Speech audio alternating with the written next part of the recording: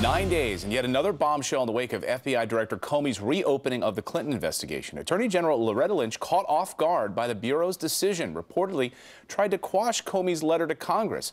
Is the nation's top cop skirting the law in service of Hillary? Here to weigh in is attorney and former prosecutor Katie Phang. Katie, nice to see you this morning.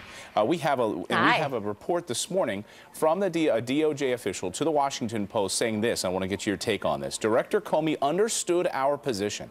He heard it from justice leadership. It was conveyed to the FBI, and Comey made an independent decision to alert the Hill. He is operating independently of the Justice Department, and he knows it, according to this Justice Department official. So no authorization from Loretta Lynch to go forward and release this letter to Congress. Your take? Comey did not need authorization from Loretta Lynch.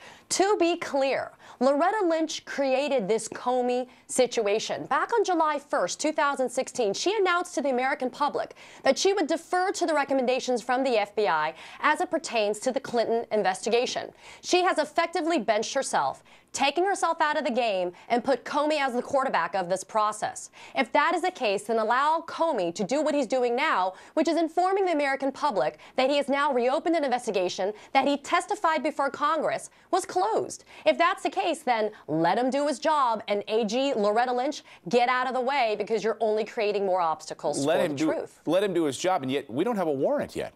Michael Isikoff, reporter for Yahoo News, reportedly went and asked the FBI, what is in the contents of these emails? And as of last night, they didn't even have a warrant to go through the emails. So they seized this stuff. They didn't get approval from Loretta Lynch to even look at it.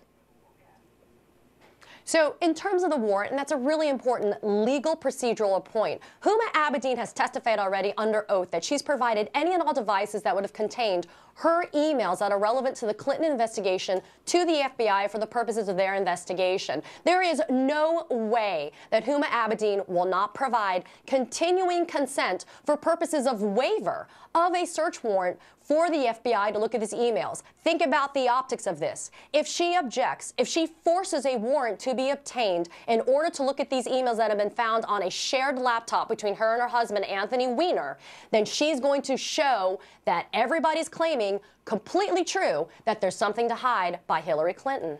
You know, the criticism this morning is that it's been self-serving on Comey's part to come out now and to release this right before the election. Your take on that?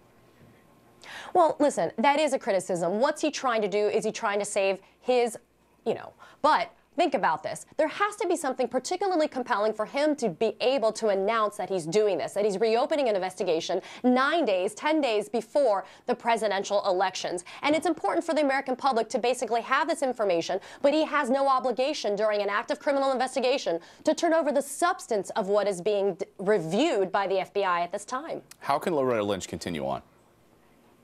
She needs to get out. She needs to move out of the way. She needs to appoint a special prosecutor, or what she needs to do is she needs to Chinese wall herself. It's a legal concept. You remove yourself. You insulate yourself. You're segregated from this investigation.